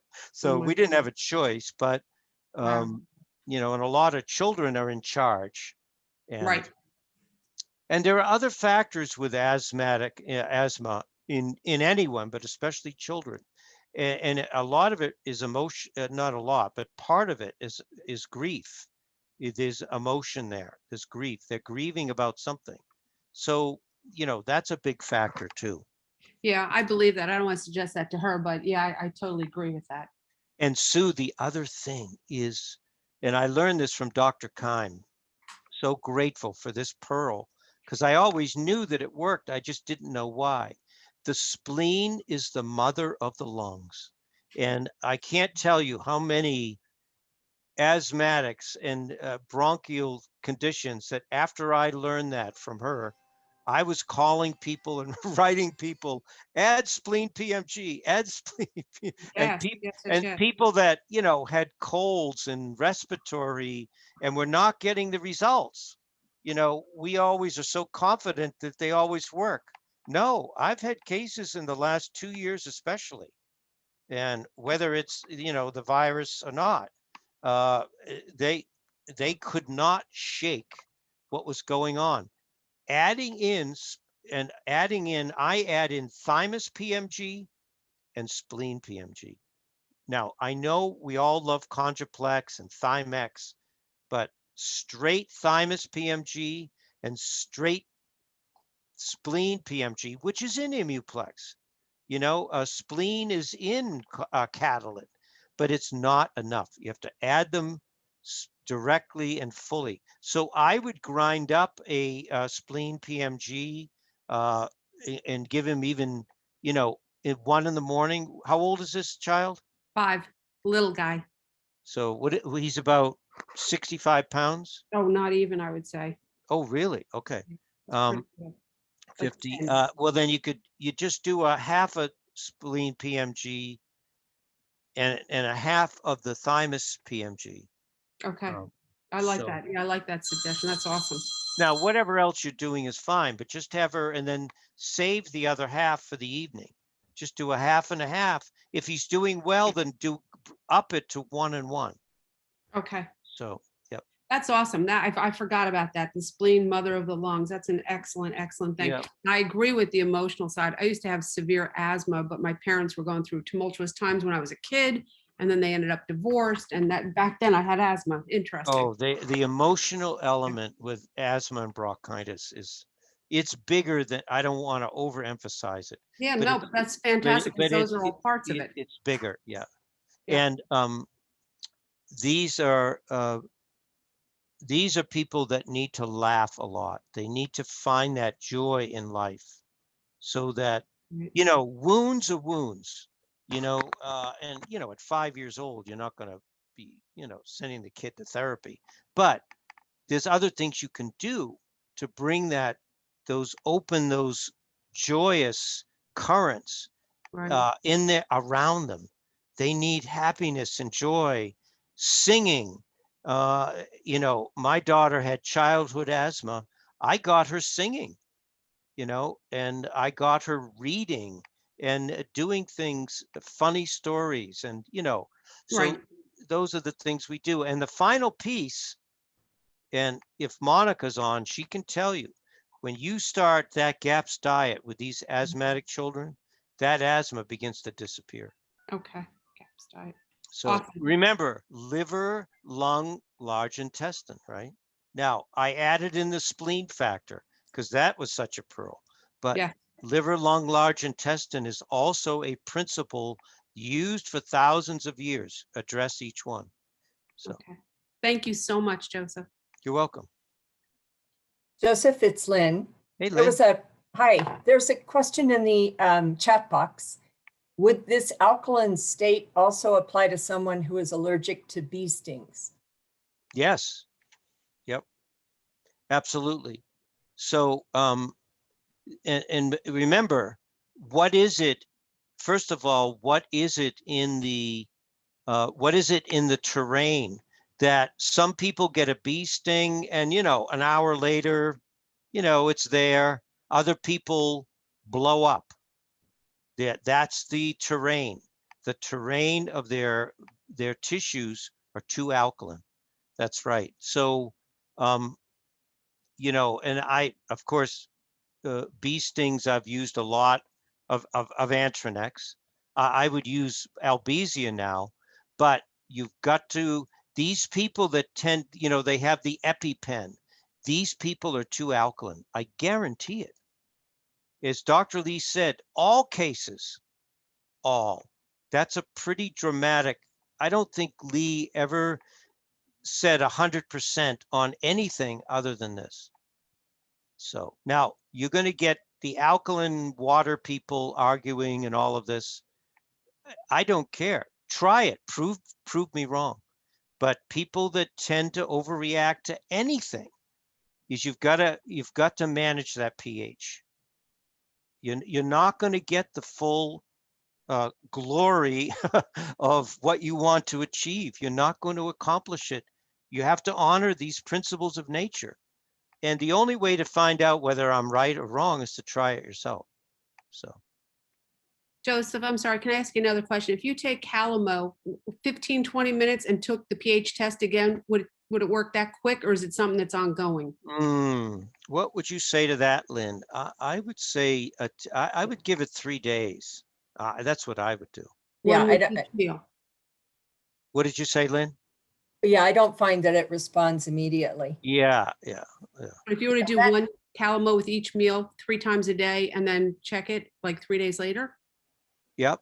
Okay. Thank you. How soon do you check it, Lynn? Well, I usually send them home with the pH paper and have them be 10 days. Watching it.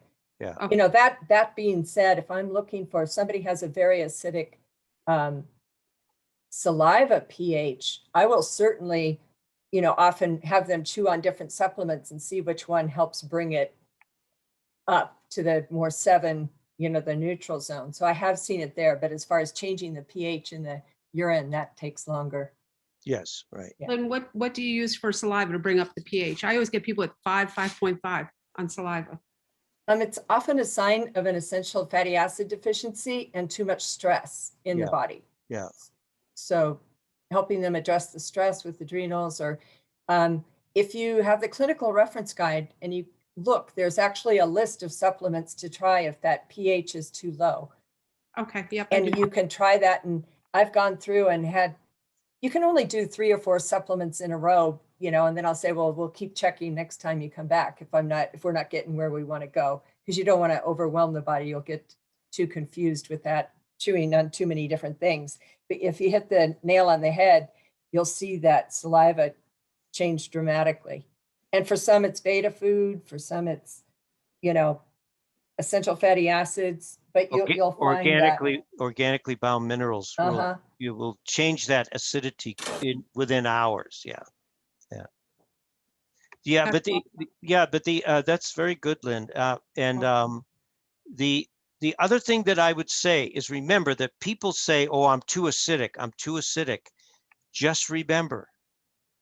And this was the big thing about cancer. And the big argument with cancer therapy was you've got to be alkaline.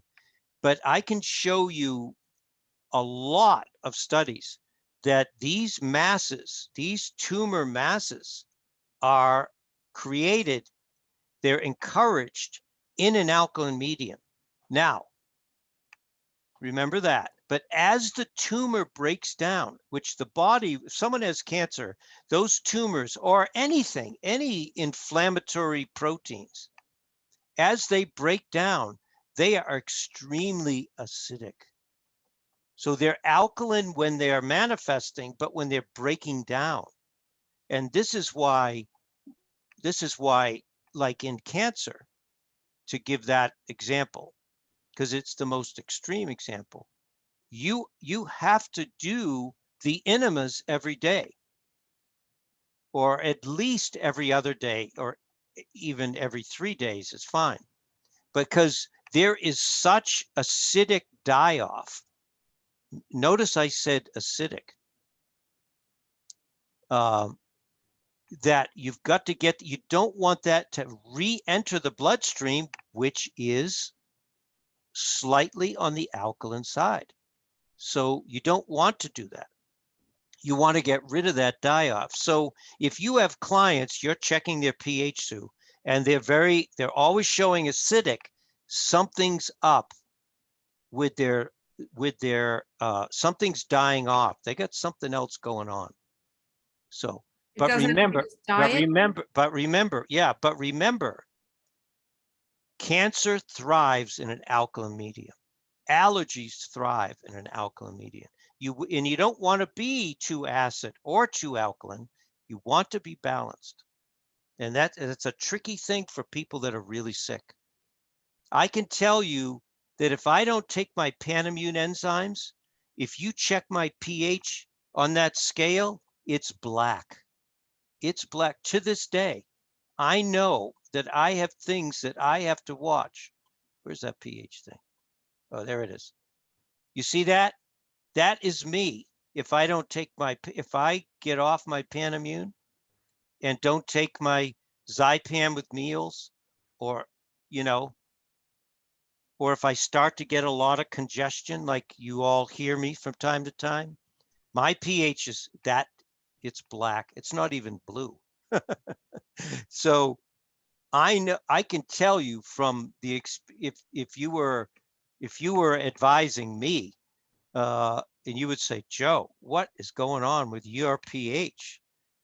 That's because I fall off the wagon. It's constant with people that have past conditions, asthmatics, So anyway, it's a good conversation about pH. This is fascinating. It's great. I learned this a long time ago, but dropped it. And while we were doing this, I did my pH and it was 8. Yeah. So I took Calamo and I thought, how soon will this change? Yeah. I have a question. Go ahead. Yeah, go ahead. The patient is going to come in another week. We're going to see another follow-up graph. She has dry, itchy eyes. She's in her late 60s. Dry, itchy eyes and ears and skin. So I haven't checked for parasite yet, but maybe that's what you're thinking. Bilateral edema in ankles and feet. Well, let me ask. Before you go on, I need to know her age. Yeah, late 60s. So she's menopausal. All right. So right there, everyone, what Tanya is asking me is, there's a hormone element right there. There's an low estrogen element. So just so you know how, my brain goes right to that.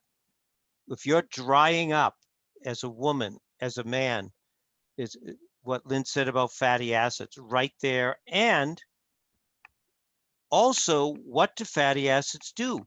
They help make hormone. Now, she's not going to over make estrogen, you know, but she needs to, we need to bring that up. What else did you, go ahead and continue on. That's a good point because she does have diagnosed osteoporosis. There you go. She has a history of smoking and alcohol abuse. She has quit. She has a recent history of cerebral stroke, which she recovered from. When All she right, has well, let's constipation, wait. So let's wait. I'm just going to keep interrupting you. So excuse me, but no, that's fine. so you got a history of alcoholism. You've got low Yes. hormone. Where does the body make hormone? Liver, alcoholism. So now we know liver support would be really helpful here as well. Go ahead. If she's had a stroke, okay. So Yeah. that is, you know, that's basically, that's everything drying out. What if she's drying on the outside, she is drying out on the inside. This is when women, especially when they lose that estrogen, they get all kinds of conditions in their colon, inside, in their vasculature. So, okay, good. Stroke. And what was the last thing? She also has, there's a few things. She also has very red, purple, cold bilateral hands. Mm-hmm. So, well, there's the vascular, the microvascular, you know, the capillaries, no tone. There's your Cyruta plus, right? Yeah. Okay, and then she has, when she describes her constipation, she's now mostly every day, but I have her on a very large protocol. I want you to kind of bring me in. She has a hard, you know how the shape of hausta, the shape of our colon, those little, I don't know, they're called hausta, but that's the shape. Right, That's the right. that's Right. that's what she has. No balls anymore. It's just that. Yeah. And it's painful at times to get out.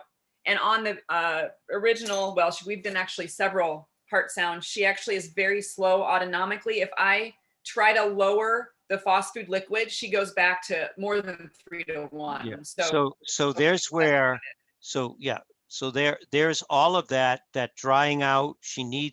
We need to do something with her hormones, her liver, her vasculature, and this drying out, the fatty acids, but her metabolism, you know, and what did Tanya just say, everyone? Well, I give her phos food and she, you know, the bowels are better because the phosphorus is getting her out of this parasympathetic dominant, making her, you know, not too much sympathetic, but just bringing that autonomic balance back. What regulates the autonomic? Endocrine, pituitary, the brain. So, but which part of the brain? You know, pituitary primarily. So but also what does pituitary regulate is thyroid, metabolism. Where does this woman live? In Iowa. What is that? Goiter belt. She has not enough iodine, so she needs thiotrophine, pituitrophin, prolamine iodine. Simplex F isn't going to do it for her. It's not going to be enough. So for the liver with her, I would probably I would either use Livaplex or Livco. I would probably rotate for her liver because Okay.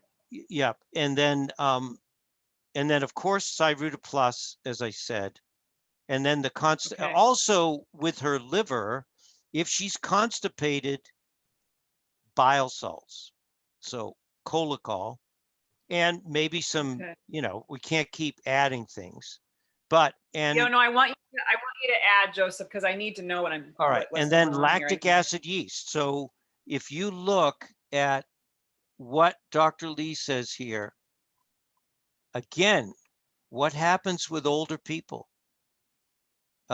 Diarrhea or constipation, either one, you know? So dry, hard stools, that's what she's got. So this will regulate it. Don't worry, it's not going to send her into diarrhea. She does not have that pH balance in her colon. And so not only is the fecal matter, the food's not breaking down properly, the fecal matter, after whatever does break down, it's just not moving. There is no peristalsis because there is not much thyroid activity. So there's the picture for her. And she's got, she's got 4 primary things, which is a problem. But this is a person that needs to get out and walk every day. She has to go over the top with things like fiber, with getting good vegetables. What I like to do with these people is get them on cabbage, vegetables like that, or higher fiber green vegetables, like if she will eat them, the darker green, um, or okra, get them on okra, that, um, and of course, coconut milk. So you'll have to look into things with this person that is going to bring more peristalsis and more movement in, while you're addressing the endocrine, getting her endocrine system up and running again, which is hard for a 60-plus-year-old woman, because the body has already said, hey, I'm done here. But the body isn't done. She's still got, 20 to 25 more years, So, but everything is slowed down. Then you get these patterns established. You have to reawaken them slowly and find out what in her lifestyle is going to work. But movement for her is essential. This is a person that should actually walk twice a day, morning and evening. Or if she can't do that, get a trampoline or jump rope if she can do it, or do some yogic breathing and walking. But she can't just get out in the morning and that's it for the day. She's got to move again. So what I try to do, not that I need it that much, is I try to walk in the morning. The rest of the day, I try to go up and down the stairs. I do laundry, anything that involves with downstairs in my house. So I'm doing 5 flights, 10 flights of stairs, daily. So those are the things that you can use their environment, see how you can get them. She lives in an apartment building, take the stairs. Even a couple flights, I don't know, so where she lives. But so these are the things, but I think you've got that picture. But remember the endocrine first. We have to get her body communicating. So Thank you. 2 more things really quick. When you I know you have it in your book, but when there is allergy involved with a person who has RA, is there some change that you would create there? When there's also an involvement of a sexual abuse by her, I think it was grandfather when she was little. So there's that. So what are you saying? Allergies with RA? Well, yeah, is there sort of change? It's what I said in the very beginning. So what we talked about at the very beginning was, if these principles are not applied, which are breaking down protein, acid alkaline balance, and I'm just trying to find it here. Oh, it was way in the beginning. Yeah, and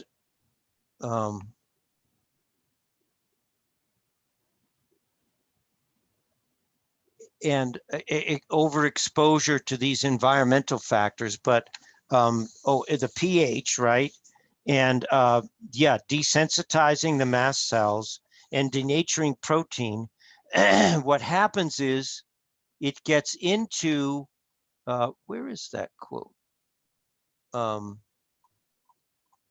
I think it was right. Is it one of these? Anyway, I don't want to keep rolling this because I can't think and roll at the same time. You cause, if the initial response to the environment isn't taken care of, then then as I say, things start going down the rabbit hole. Now she's got rheumatoid arthritis, which is, what is it? Her immune system is attacking her joints now. So but you have to honor and go back to those original principles. Get the pH right, get her breaking down proteins correctly, and get her desensitized. So the 3 products, as I say, or 4, would be G, Zypan or Calamo for her. I'd give her Antranex for a while and Albizia for a while. So now there's other things for RA, is mainly Ostrophin. You've got to tell the immune system, hey, come and get me. Stop attacking this person's joints. Depends how far down the road she is. But you could see this is a good example of what as I'm saying, if you don't take care of these principles in the beginning, then you end up with lupus, RA, all kinds of conditions. So now you're working with patterns of antibodies out of control for what? 30 years? How old is this woman? 46. Oh, well, she's young. Yeah. Yeah. Yeah. And so, yeah. So, I mean, now we know, of course, they probably have her on steroids and other things. No, she's refusing everything that's medical. So she's actually a clean slate, ready to go. Okay. I will say, just because of my own cancer experience, since we're talking about this, is that there is a drug called Rituxan, Rituxan, which they use for rheumatoid arthritis that slows down the B cell replication. So you want to consider with her, it's a very safe medication. I really I did 20 rounds of this when I had cancer. I did a lot of it. And it stopped that cycle of the B cells replicating. And that's a similar principle with RA.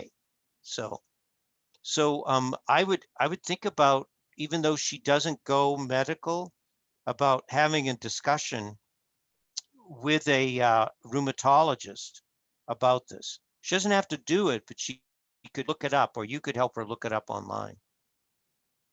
So, because at 46, by the time she's 56, she's going to be doing surgeries then. Oh, they've already done them. See? Yeah, she's pretty deformed in her hands and her feet. Yeah. And she's already started surgeries. Yeah. So, I would do everything that I could to, look at that Rituxan, which, I'm the last one to recommend any medication. But you know what? The medications, especially with the safe history of Rituxan, I would never have taken it if it was a cancer drug, ever. And when I did it in 2005 or 6 or 7, I started getting bad in 5 and 6, but 2007, I used that for just the first year. It was experimental. They had only been using it for RA. So the other thing that I would say to you, which I know you like these types of things, is someone with RA, they are looking backwards. Their bodies are turning to a pillar of salt, as in the Bible, Lot's wife. You cannot look backwards in life. So, you're not a therapist, but you could be aware of encouraging her how to move forward in your life when you're talking lifestyle. people that tend to get joint, and especially RA, their joint issues, they are literally calcifying because they're caught in the past. Now, it could have been this abuse pattern. There's something that they have not been able to overreach.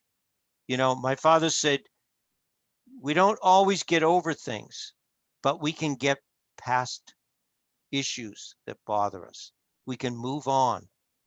Yes, the wounds are there in all of us, but we can still move on to let new life come into our body, new flows of life, whether we do it through moving somewhere else, another occupation, learning to play move on, learning to play an instrument, learn another profession, change your life completely. You need to walk away from that which is binding you. Walk away.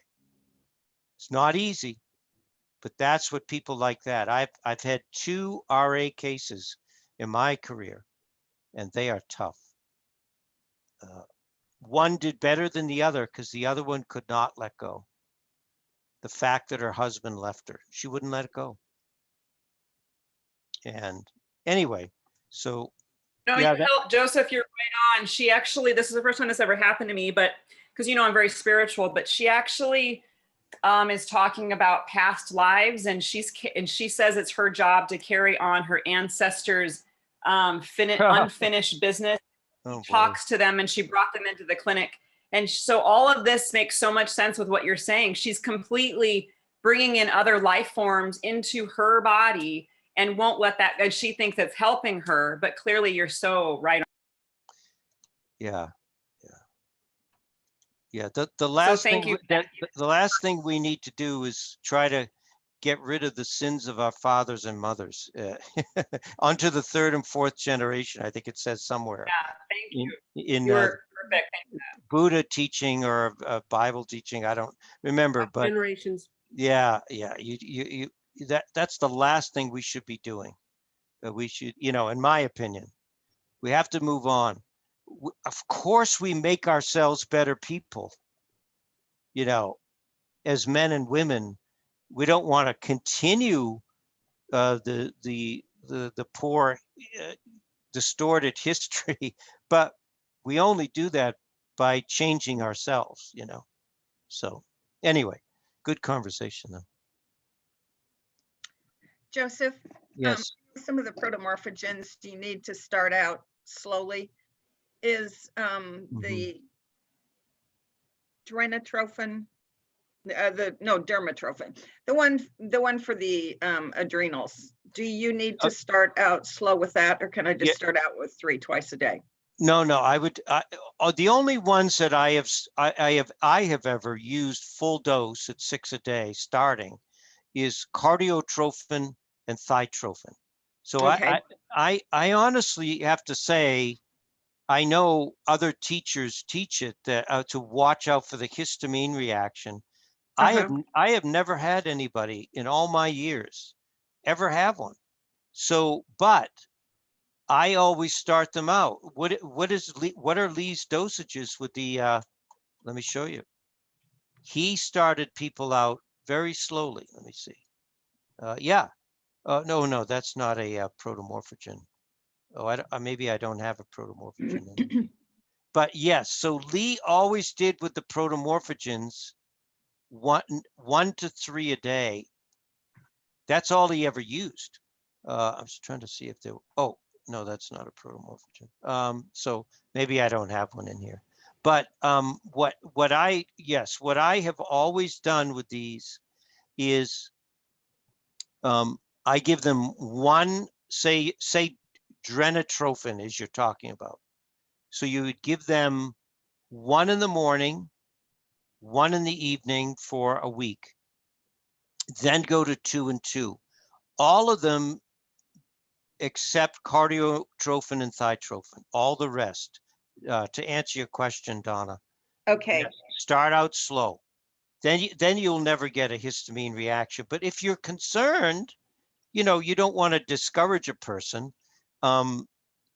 So you could just give them a little Antranex just for the first week, you know, one Okay. bottle, and have them keep the rest of the bottle in their medicine cabinet for bee stings or sudden outbreak of rashes or, you know, poison ivy and anything like that, you know, or if they start to catch a cold, load the Antranex, acidify right away. So now a product like this, now this is only 25% of one tablet. So, but still you've got 4 different protomorphogens. So with this one, again, I like to start out with 2 twice a day for the first week. Then I go up to 3 twice a day and then 4 twice a day. I like to do 6 to 8 of these 3 formulations because again, you've got to get, it's great if you're doing a maintenance to do a, you know, 3 twice a day or 2 twice a day, but it's not much. But if you're using, you know, you want to get full adrenal support initially in the first 6 weeks of a protocol, or pituitary or thyroid support, you got to give the straight ones. That's why, what did we talk about with that asthmatic child? Straight spleen, straight thymus PMG. Yeah. So. Okay, thank you. You're welcome. Well, everyone, have we done it? Lynn, any more? I know I don't want to keep you on. Like, so thank you all very much. I will be with you. Remember, what am I doing? Next Tuesday, right? It's the first Tuesday of the month. I'm going to be on with the HSR, not the second one this month. So thank you all for being on and your support. And I will. Shining God's light, Joseph. Thank you. Thank you very much. Blessings to you all. Take care.